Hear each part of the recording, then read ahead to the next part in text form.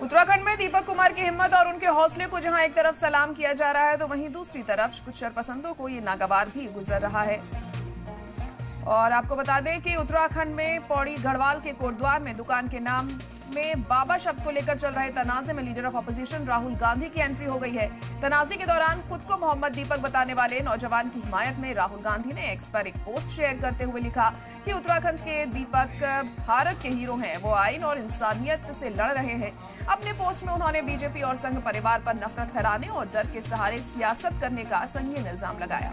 उन्होंने लिखा, उत्तराखंड की बीजेपी खुलेआम उन शरपसंदों का साथ दे रही है जो आम शहरियों को डराने और परेशान करने में लगी है।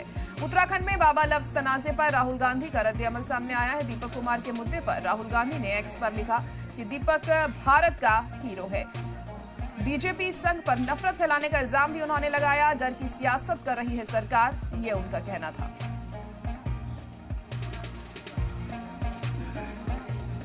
तो राहुल गांधी ने भी इस मामले पर अपना रद्द-ए-अमल जाहिर किया है और कहा है कि दीपक भारत का हीरो है। बीजेपी संघ पर नफरत फैलाने का इल्जाम भी यहां राहुल गांधी ने लगाया। तो इस मुद्दे पर हम देख रहे हैं रद्द-ए-अमल लगातार सामने आ रहे हैं। इससे पहले असदुद्दीन ओवैसी ने भी अपनी बात रखी और अब राहुल गांधी भी दीपक को भारत का हीरो बता रहे हैं।